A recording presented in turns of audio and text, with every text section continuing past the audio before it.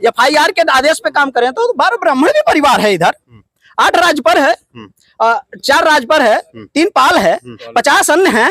अन्य लोगों को क्यों छोड़ रहे हो? करो एक और से सभी का घर बुलडोजर करके क्या क्या माहौल बनाओगे आप समाज में? शुरुआत तो होनी चाहिए जी, शुरुआत तो होनी चाहिए कहीं से।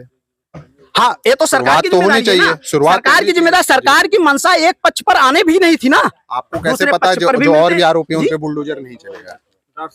तो और सबके यहाँ तो लगाए होते नोटिस, एक के ही खिलाफ क्यों? क्यों सिर्फ यही? तो इसी के खिलाफ है कि प्रेम यादव के घर जो नोटिस नहीं है। हाँ। इस घटना में दोषियों की जांच करके सजा दी जाए, इन दोनों परिवारों में आग लगाने नहीं तेल डालने का काम किया जाए। आपको लगता और जो लोग जातिवादी काम कर रहे हैं, सबसे बड़ा मुद्दा यादव बनाम ब्राह्मण करने की बात कर रहे हैं, ये चंद राजनीतिक लोग हैं। ये जो है और दंगे कराकर तुम्हारे वोट का ही फायदा उठाएंगे, न तुम्हारे पास बोलेंगे न उस परिवार के पास बोलेंगे। नमस्कार, गोरखपुर लाइव देख रहे हैं आप, आपके साथ मैं नीतीश गुप्ता और इस समय हम लोग देवरिया में मौजूद हैं। भाई साहब, आप लोग प्रेम यादव के परिवार से मुलाकात करने आए हैं, क्या कहना चाहेंगे?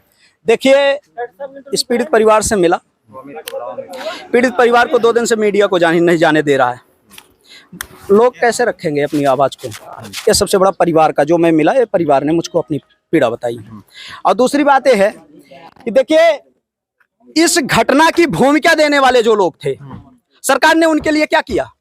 पुलिस प्रशासन ने उनके लिए क्या किया? सिर्फ सस्पेंड होने से ही कार्रवाइयां नहीं बनती। अगर एक हत्या, 2 परिवारों की हत्या होती है, पहले मानवता की हत्या होती है, तो इसमें जाति न देखा जाए। प्रशासन की जिम्मेदारी ये है कि प्रशासन को निलंबित करने की सरकार की जिम्मेदारी ही नहीं है। वही FIR जो 18 ब्राह्मण परिवार इस तरफ भी है, 4 राजभर है, 3 पाल है, 50 अन्य है, एक तरफ भी कुछ और भी लोग होंगे, दोनों तरफ से FIR है। इन पे कार्रवाइयां होंगी और जिनकी वजह से घटनाएं घटी, शासन और प्रशासन की नाकामी की वजह से, उन पे क्या कार्रवाइयां हुई? सिर्फ निलंबित करने से काम होगा? अगर निलंबित करने से काम होगा तो जिस तरीके से कानपुर में अभी 2 विश्वकर्मा परिवारों को भी मारा गया, ऐसी घटनाएं होती रहेंगी। नहीं, जिस तरीके से घटना घटित हुई, अभी आप गए परिवारजनों से मुलाकात की, परिवार वालों ने क्या बताया? घटना शुरुआत कुछ बताया, कड़ी कहाँ से जुड़ी, क्या घटना हुई? जी, उन्होंने ये बताया कि हमारे पिताजी को पंचायत के लिए बुलाया सुबह 5 बजे, सुबह मॉर्निंग में जो गए, अभी टाइम मैंने नहीं पूछा। उन्होंने सिर्फ ये बताया कि जो है अभी हमारे पिताजी वहां पे गए, फिर उसके बाद कुछ विवाद चल रहा था पुराना, उसी में जो है सूचना इस परिवार को आती है कि मार दिया गया है। ठीक है, उसी के बाद हो सकता है कि कुछ लोगों या कुछ समर्थक लोग रहे हों या कुछ रहे हों, दोषी तो हैं क्योंकि वो परिवार वो भी खत्म हुआ है, ऐसी बात नहीं है। वो तो पूरा परिवार ही खत्म हुआ है, उसके लिए हमारी भी संवेदना है, ऐसी बात नहीं है। मैं ब्राह्मण और यादव की बात नहीं कर रहा हूँ, मैं ये बात कर रहा हूँ कि पहले घटना की भूमिका दी गई, उसके बाद उसमें आक्रोशित रूप से जवाब दिया गया, जो कि दोनों गलत है। इसके लिए संविधान है, लेकिन इसके लिए सरकार की जिम्मेदारी है कि इसकी भूमिका देने वाले लोगों को पता लगाकर कार्रवाई करना, ये सरकार की जिम्मेदारी है। अभी आप विरोध बुलडोजर का करने आए हैं या जो घटना घटी है उसके खिलाफ? देखिए, ये बहुत सही सवाल है। देखिए, प्रेम यादव का नाम इसलिए सबसे ऊपर था या प्रेम यादव इसलिए टारगेट हुए आज जाने के बाद इस दुनिया से? अभी तो कोई नहीं है ना, दोनों परिवार में कोई नहीं है, दोनों तो पीड़ित है ना, कोई नहीं है। सरकार को समानता बनाए रखने का काम करना चाहिए। एक पक्ष के साथ मिलकर दूसरे पक्ष को कार्रवाई, समाज में क्या संदेश जाएगा? क्या संदेश जाएगा? जिसका बाप देश के लिए काम किया हो और अपनी कमाई से मकान बनाया हो, जनप्रतिनिधि रहा हो, क्या करेगा वो? उनके बेटे का बयान आता है कि जांच के बाद अगर मेरे वहाँ भी अगर कोई दोषी पाया जाता है, हमारे को की गलती होती है, तो हमारे भी घर को बुलडोजर चला दीजिए, हमारा भी घर नष्ट करिए। नहीं, तो ये बताइए, अगर FIR के दौर पर आप काम करेंगे, FIR के आदेश पे काम करें तो 12 ब्राह्मण भी परिवार है इधर, 8 राजपर है, 4 राजपर है, 3 पाल है, 50 अन्य है। अन्य लोगों को क्यों छोड़ रहे हो? करो एक और से सभी का घर बुलडोजर करके क्या क्या माहौल बनाओगे आप समाज में? शुरुआत तो होनी चाहिए जी, शुरुआत तो होनी चाहिए कहीं से।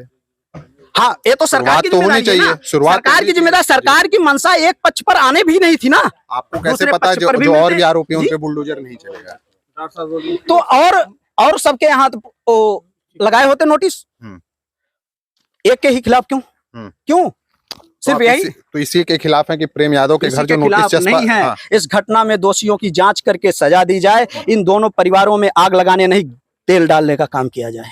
आपको लगता और है जो प्रदेश लोग भर में- जातिवादी काम कर रहे हैं, सबसे बड़ा मुद्दा यादव बनाम ब्राह्मण करने की बात कर रहे हैं, ये चंद राजनीतिक लोग हैं। ये जो है और दंगे कराकर तुम्हारे वोट का ही फायदा उठाएंगे, न तुम्हारे पास बोलेंगे न उस परिवार के पास तो बोलेंगे। अभी भी उस परिवार के भी पास जा रहे हैं। कौन? प्रशासन जाने देगा? हमें अपने परिवार से यहाँ से ही नहीं मिलने दिया गया, हम कैसे वहां जाए? प्रशासन जाने देगा? बिल्कुल जाने देंगे। लेकिन एक बात बताइए, हिंदू महासभा आई, बहुत सारे संगठन आए, आज मैं 15 दिन बाद आ रहा हूँ, कितने लोग आए इस परिवार के पास मिलने? हमको बताइए क्यों? हमारे आने से पहले क्यों दो तरफा किया गया? यादव ब्राह्मण की बात क्यों नहीं जाएंगे? अगर प्रशासन ले जाएगा बिल्कुल जाएंगे। हम समानता की बात करते हैं, चलिए हमें दोनों के प्रति संवेदना है। डॉक्टर साहब प्रदेश क्या महासचिव नाम बताया? अर्जुन सिंह यादव। अर्जुन सिंह यादव जी, ये डॉक्टर साहब हैं। हाँ डॉक्टर साहब जी, अच्छा राजेश जी, आप भी आए थे यहाँ पे, मुलाकात की है लोगों से। हाँ क्या कहना चाहेंगे? मैं कहना चाहूंगा कि हम लोग आए, पीड़ित परिवार से मिले वहाँ पे, और मिल करके जो है हमने उनका बात को हाल को जाना। उन्होंने बताया कि जो है हम लोग सुबह की घटना थी ये, और ये घटना सुबह में हुई, और उस समय मौजूद में उनकी पत्नी थी, एक बेटी थी और उनके बाबा थे। इन लोगों को सुबह पता चला, और सारे परिवार जो है देवरिया में ये लोग रहते हैं, उन लोगों को बाद में पता चला। जैसे वो लोग यहाँ पर आए, ये घटना हो चुकी थी। आपको लगता है अब शासन या प्रशासन एक पक्षीय कार्रवाई कर रहा है? अब लगता क्या है, ये तो हमें लगता है कि जग जाहिर दिख रहा है कि प्रशासन इन लोगों को जो है एक कमरे में कैद करके रखा हुआ है। अगर कोई बाहर से जा रहा मिलने के लिए तो उनको मिलने नहीं दिया जा रहा है।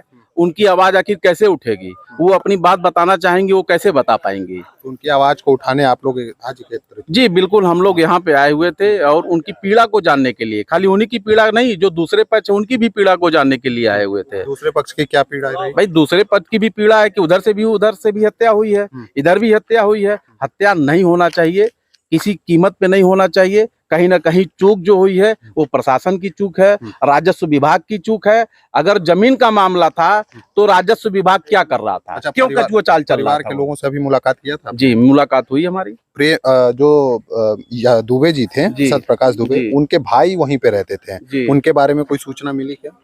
उनके बारे में तो सूचना ये नहीं मिली, लेकिन ये सूचना मिला है कि वो लोग ये बताए कि जो अभी जो बच्चा है वो बच्चा वहीं कहीं पे रह रहा है, वो उस पक्ष में कहीं पे रह रहा है, किसी के संरक्षण में है। अच्छा जी। और ये भी बताया क्या कि पहले उनको सुबह फोन करके बुलाया गया था यादव जी को, फिर ये पहले से ही प्री प्लानिंग किया था? हाँ, वो बताए कि सुबह में हमें बुलाया गया था कि आइए कुछ मैटर को मामला सुलझा लिया जाए। अच्छा, उन लोगों ने ये कहा कि सुलझा लिया जाए मामला, तब ये गए मेरे पापा।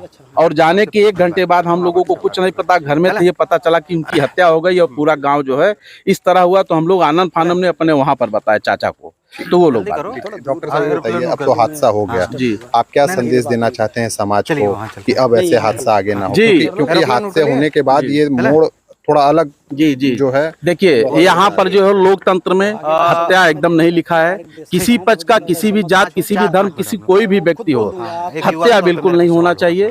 जो घटित घटना यहाँ पे हो गई, मेरी संवेदना दोनों परिवार के लिए, प्रशासन के लिए कोई शासन प्रशासन के लिए है कि जो हत्या हो गई है निष्पक्ष जांच करें, पीड़ित को न्याय संगत जो है उनको मिलना चाहिए, न्याय मिलना चाहिए, अन्याय नहीं होना चाहिए। घटना ये एक जघन्य अपराध, एक ऐसा